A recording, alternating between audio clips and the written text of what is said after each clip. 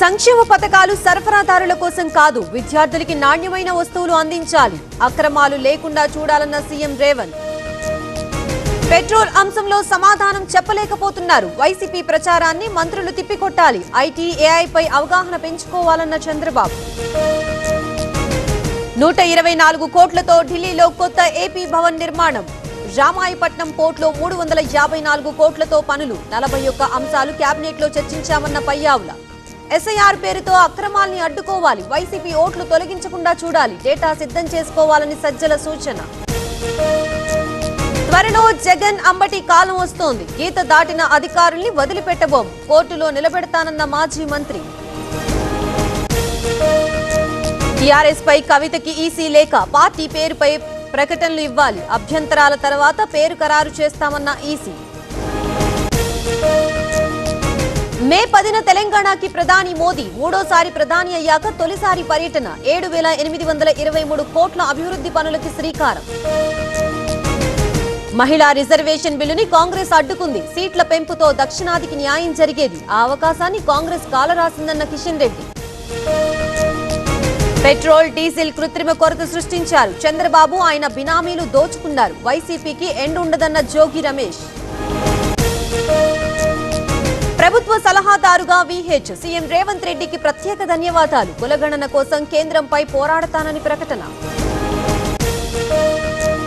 అమరావతిలో dinner with real winners కార్యక్రమం. చంద్రబాబు పనితీరు వివరించిన లోకేష్. వెంటపడి పని పూర్తి చేయిస్తారన్న మంత్రి.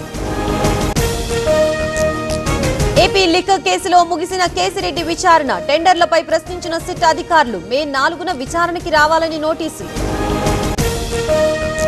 కదిరి మున్సిపాలిటీ స్థలం వివాదం. విచారణకి ఆదేశించిన ఏపీ సర్కార్. నెలలో సమగ్ర నివేదిక ఇవ్వాలని ఆదేశం. నిర్మల్ జిల్లాలో అగ్ని ప్రమాదం. 20 ఎకరాల మొక్కజొన్న పంట దగ్ధం. భారీగా నష్టం.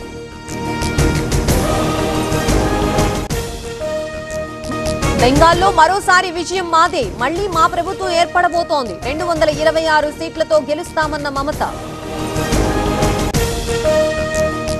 గెలిచిన వారు పార్టీ ఆఫీస్ కి రావాలి. మే 4న మీకోసం ఎదురు చూస్తా. టీవీకే అభ్యర్థులకి విజయ్ ఆదేశం. ఏ సవాల్నైనా ఎదుర్కొనేందుకు సైన్యం సిద్ధం. పాక్ వేడుకోవడంతో ఆపరేషన్ సింధూర్ ఆపాం. ఏఐ భస్మాసుర హస్తం లాంటిదన్న రాజ్నాథ్. ఢిల్లీలో అకస్మాత్తుగా మారిన వాతావరణం. ఎన్సీఆర్ పరిధిలో కుండపోత వర్షం. పలుచోట్ల కూలిన చెట్లు. గుజరాత్ ద్వారకాలో కూల్చివేతలు. ప్రభుత్వ భూమి ఆక్రమించి నిర్మాణాలు. దర్గాని కూల్చేసిన అధికారులు. టీన్ ప్రెగ్నెన్సీపై కేంద్రానికి సుప్రీం ఆదేశాలు. అర్జెంటుగా చట్టాన్ని మార్చాలి. అబార్షన్ పై నిర్ణయాన్ని మైనర్కే వదిలిపెట్టాలని సూచన.